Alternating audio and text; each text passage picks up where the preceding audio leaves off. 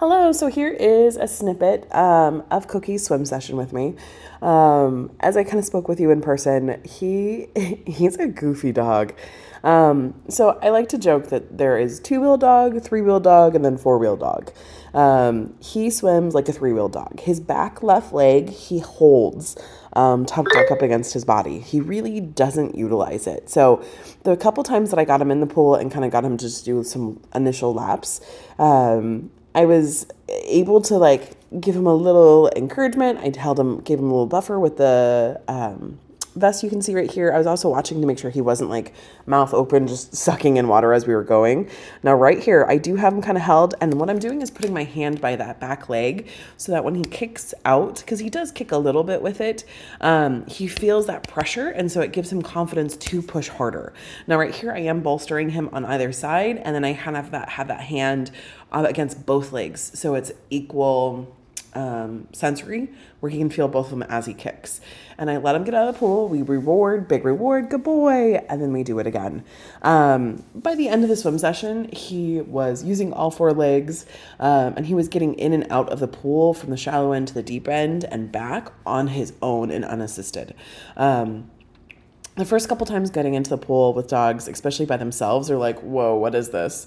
It also was a little cold, not gonna lie. Both Kokey and I kind of looked at each other like, whoo, that's a little cold today.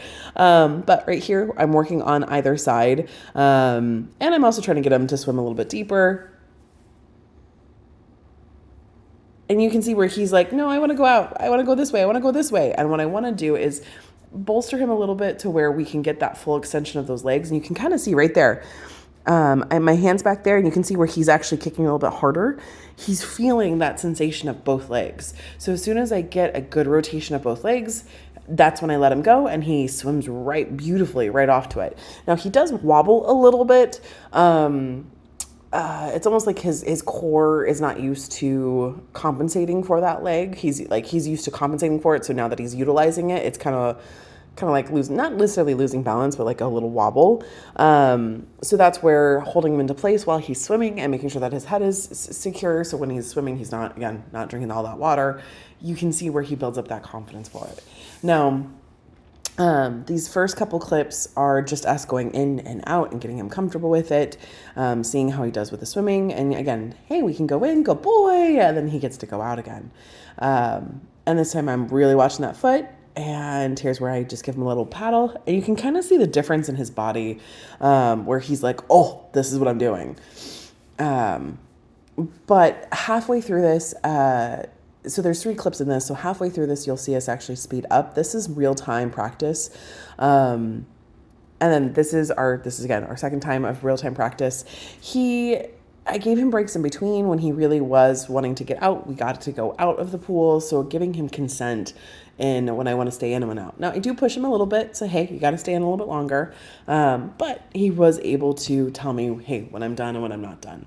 But this helps him not get fearful of the pool and want to come back in.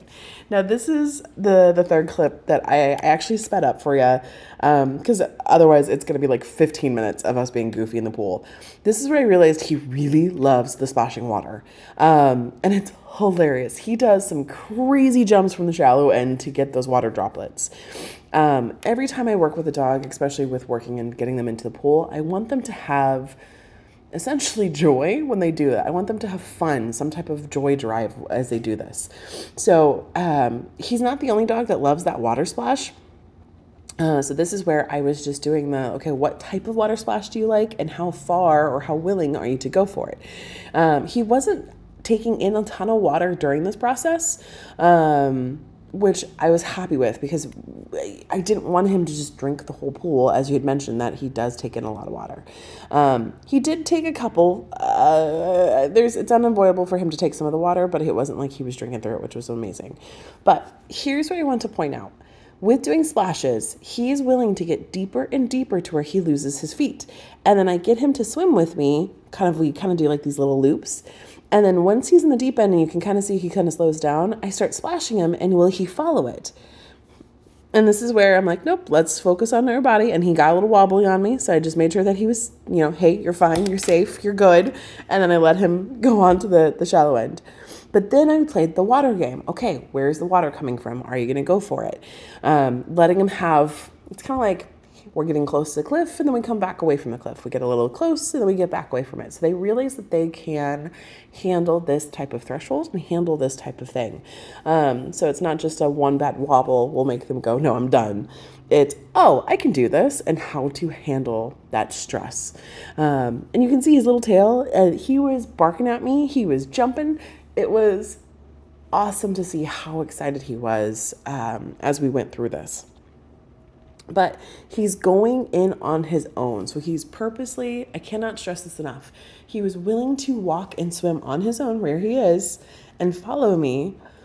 Yes, for water splashes, but he was willing to do it on his own. Not a lot of dogs, especially for the first time, even if they swim at home or in like lakes or parks or stuff like that, not a lot of dogs will do this, especially for that first time.